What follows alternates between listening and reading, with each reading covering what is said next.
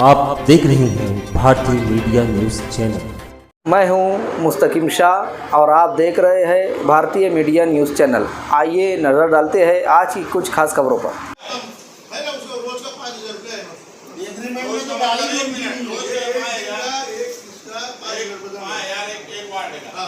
और एक वार्ड का एक दिन का बिल कितना बनेगा? कितना का जो काम नहीं होता उनका अरे बनेगा, काम होगा तो कितना बनेगा?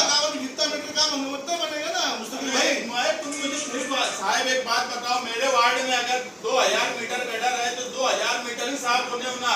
तुम ये बोलेंगे कि जितना काम होगा उतना बिल बनेगा, वो सही बात है। जो नहीं होगा उसका जिम्मेदार कौन? तुम ठेके पे दिए ना, तुम अच्छा करने के वास्ते ना, तो उसका तुम ये जुमला मत बोलो। जितना काम होगा उसको दंड कितना लगेगा, जितना बिल बनेगा उसके 10% दंड लगता। तुम जकात में देना, चोरी होती थी जकात तो क्या करते?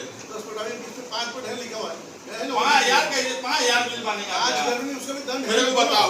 वो दोनों तीनों दंड है। लाओ ना एग्रीमेंट मांगो। कोई फायदा नहीं, वो पार्किंग नहीं है, पार्किंग को बुलाओ। हम देखो जाएंगे नहीं यार, नहीं अगर हमारे सामने बना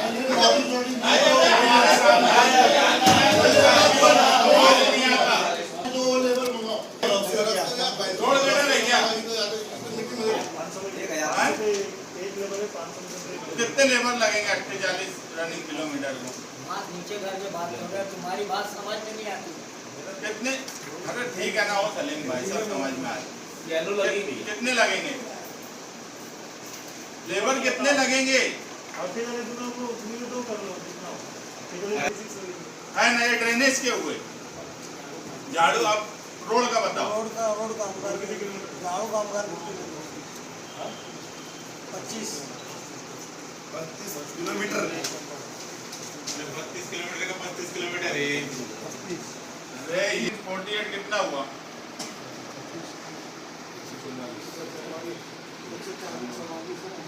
अभी तुम कैसे बोले 50 में हो जाएगा? झक मार रहे थे तुम, ऐसा समझ रहा था। तुमने एक बार लिख के दिए 144 लेबर लगेंगे, 2 लेबर आ रहे हैं। ये रिपोर्ट क्यों नहीं दिए तुम? ये रिपोर्ट क्यों नहीं दिए? 144 लेबर होना अगर मेरे वार्ड में साहब।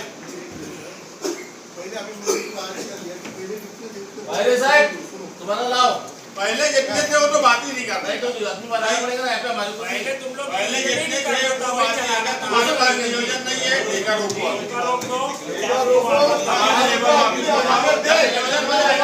हमारे साथ बैठकर बात करो।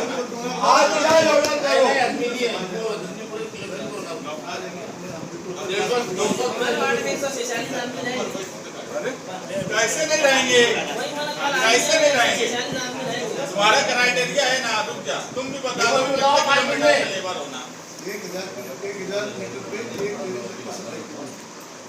1 रद्द करो, रद्द करो, रद्द करो।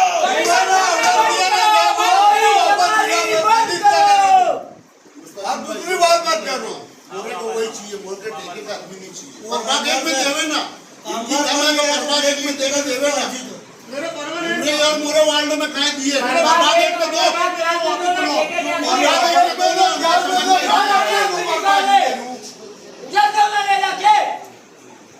परवाह एक में कहीं नहीं दिए।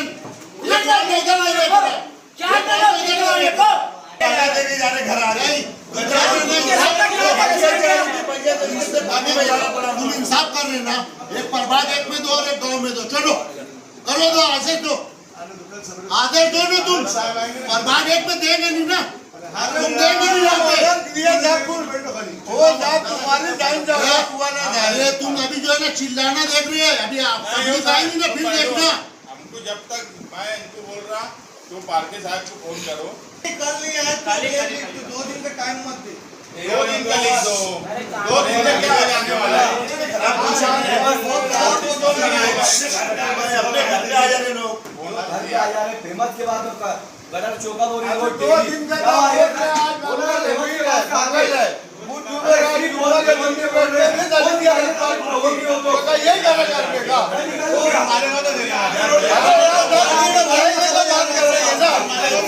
अरे आप तो यार रहेंगे तो बात कर रहे हैं ना, ये ऐसी बात थोड़ी हुई। अरे तुम तो गली मिट्टी का बहाना कर रहे हो। टेंडर करके मालेगांव महानगर पालिका ने 1 जुलाई को दिग्विजय कंपनी को ठेका दिया, प्राइवेट कंपनी को। हम शुरू दिन से प्राइवेटाइजेशन के ख़िलाफ़ हैं। जब ये सवाल स्टैंडिंग में आया तो उस वक्त भी मैंने स्टैंडिंग में ये बोला कि यार ठेका देने की क्या ज़रूरत है। तो उस वक्त स्टैंडिंग में ये कहा गया कि यार एक प्रभाग को प्राइवेट कर रहे हैं क्योंकि लेबर कम है, तो वो एक प्रभाग के लेबर बाकी 3 प्रभाग में ट्रांसफ़र कर देंगे और एक ट्रायल बेस हो जाएगा। तो उस हिसाब से उसको मंजूरी दी गई। मगर उसमें ये भी बोला गया कि यार ये अभी जो ठेका दिया गया है ये एकदम नई पद्धति का है, इसमें लेबर प्रोवाइड करने का कोई सवाल नहीं है। मीटर के हिसाब से रोड भी साफ़ होंगी, मीटर के हिसाब से गटर भी साफ़ होंगी और डीप। तो ये भी सवाल मैं स्टैंडिंग में रखा था कि उसमें इंजीनियर नियुक्त करो, क्योंकि एसआई को तो ये समझेगा नहीं कि कितने मीटर रोड है और कितना। मगर ये सब नहीं करते हुए आनन फानन में कारपोरेशन ने 1 जुलाई से ठेका दे दिया।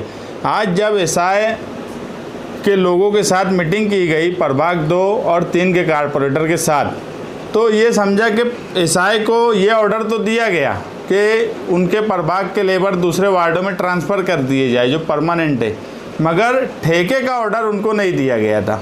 उसमें राजू खैरनार साहब भी आए, दूसरे जो स्वच्छता डिपार्टमेंट के प्रमुख थे और एसआई थे, ये सब लोग बैठे, मगर इनके खुद का आपस का कोई तालमेल नहीं है। और सारी बात समझने के बाद आज ये अभी फौरी तौर पे ये हुआ कि उसके ऊपर अगर सफाई नहीं की गई है तो डबल यानी हर्जाना उससे वसूल किया जाए, पेनल्टी लगे।